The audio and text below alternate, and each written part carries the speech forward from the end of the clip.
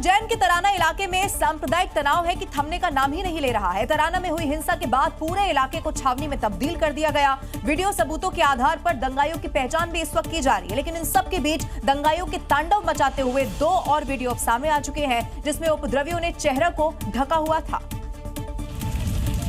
सांप्रदायिक नफरत की चिंगारी भड़काकर उज्जैन के तराना को दंगे में झोंक दिया गया। घरों पर पथराव, बसों को आग के हवाले करने के बाद दंगाई बेलगाम नजर आ रहे हैं। तराना में दंगाइयों के तांडव के 2 और वीडियो अब आप जरा देखिए। पहले वीडियो में आग की लपटें साफ नजर आ रही हैं, क्योंकि दंगाइयों ने एक आरा मशीन और कार को फूंक डाला था। दूसरे वीडियो में कुछ दंगाई दरगाह के बाहर नजर आ रहे हैं। हाथों में लाठी लिए इन दंगाइयों ने चेहरे को ढक रखा है। ये दंगाई वहां जमकर तोड़ फोड़ मचा रहे हैं। जो उज्जैन का माहौल खराब करना चाहते हैं वो ऐसे इलाकों को चिन्हित कर रहे हैं और बार बार इन्हीं जगहों पे जाकर इस तरह का उपद्रव मचा रहे हैं। दंगाइयों को रोकने के लिए तराना के चप्पे चप्पे पर भारी पुलिस फोर्स की तैनाती है। बीएनएस की धारा 163 भी लागू कर दी गई है।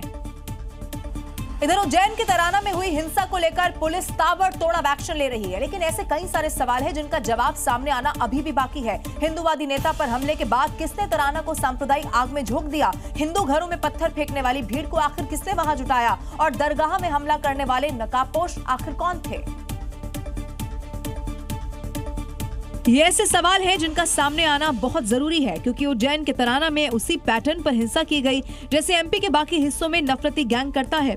आगजनी का ये शिकार हुई थी और तस्वीरें आप देखिए, अभी भी ये बस जस की तस इसी स्थिति में यहाँ पर खड़ी है। और सुरक्षा चूंकि बेहद अहम है, चूंकि माहौल बहुत ही तनावपूर्ण है और इसको ध्यान में रखते हुए 163 बीएनएस की धारा यहाँ पे लागू की गई है। तस्वीरें बता रही हैं कि महाकाल की नगरी में नफरतियों ने कैसे आग लगाई। पुलिस पता कर रही है कि तराना में बवाल और आगजनी कहीं सोची समझी साजिश का तो हिस्सा नहीं। जो सीसीटीवी फुटेज है, मोबाइल फुटेज है, उनसे आरोपियों की पहचान की जा रही है ताकि उनकी गिरफ्तारी करके इस तरह के माहौल को बिगाड़ने वालों के खिलाफ सख्त से सख्त कार्रवाई हो। फिलहाल पुलिस तराना को हिंसा की आग में झोंकने वाले 25 लोगों को गिरफ्तार कर चुकी है, जिनकी संख्या आगे और ज्यादा बढ़ सकती है। और उत्तर प्रदेश में अवैध कब्जे पर 0 टॉलरेंस की नीति है। जहां अवैध कब्जा होता है, योगी का बुलडोजर वहां पर पहुंच जाता है। अब इसी बुलडोजर की मांग उत्तर प्रदेश के मेरठ में भी हो रही है, जहां सड़कों पर यहाँ वहां कई सारी मजार बनी हुई है, जो सरकारी जमीन कब्जा कर तो बनी ही है, लेकिन ट्रैफिक के लिए भी एक बहुत बड़ी समस्या बन चुकी है। बुलडोजर चलाओ, बुलडोजर चलाओ, बुलडोजर चलाओ। हिंदूवादी संगठनों ने इन्हीं नारों के साथ मेरठ की सड़कों पर यहाँ वहाँ बने हुए अवैध मजारों के खिलाफ प्रदर्शन किया। सड़कों के बीचों बीच बने मजार तो ट्रैफिक जाम के लिए बड़ी समस्या बने हुए हैं। भले ही सीएम योगी कह चुके हैं, कब्जा कोई भी करेगा किसी भी स्मारक पर, किसी भी पौराणिक स्थल पर, वो कोई भी होगा उसको छोड़ूंगा तो नहीं।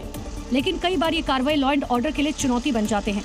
मजार से क्या दिक्कत? मजार से दिक्कत सारी है, रोड पे अतिक्रमण है और अतिक्रमण से बहुत नुकसान है। रोजना एक्सीडेंट होता है यहाँ पर। स्थानों को इस तरीके से हटाया जाएगा तो फिर हमारे धार्मिक स्थानों की, हमारे धार्मिक स्थान आप ऐसे जगह बनाइए ना कि जहाँ पे लोगों की दिक्कत नहीं है। ये अब से नहीं है, ये सदियों से ये ऐसी है, कम से कम 100 साल आए है। मेरठ में मजार का ये बवाल प्रशासन कैसे सुलझाता है, देखने वाली बात होगी।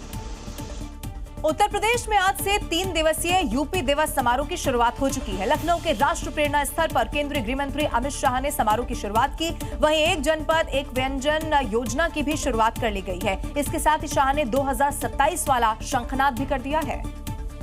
जय श्री राम। मौका उत्तर प्रदेश दिवस कार्यक्रम का था, जिसकी शुरुआत जय श्री राम के नारों के साथ हुई। संबोधन के दौरान अमित शाह ने यूपी विधानसभा चुनाव 2027 का शंखनाद भी कर दिया। शाह ने कहा कि सपा, बसपा और कांग्रेस जातिवादी और परिवारवादी पार्टियां हैं और यूपी का विकास सिर्फ बीजेपी ही कर सकती है। जात पात से ऊपर उठकर ये वंशवादी पार्टियों को रिजेक्ट कर फिर से एक बार भारतीय जनता पार्टी का कमल खिलाइए। वहीं सीएम योगी ने बताया कि कैसे 2018 में पहली बार यूपी की स्थापना दिवस मनाया गया और आज नया संकल्प 1 जिला 1 व्यंजन का अभियान शुरू करने जा रहे हैं। एक जनपद एक व्यंजन, यह योजना आज लागू की है। 75 जनपदों में 75 प्रकार के भोजन सामग्री, खाने की सामग्री। अभी उत्तर प्रदेश की भी एक नई ताकत बनेगी।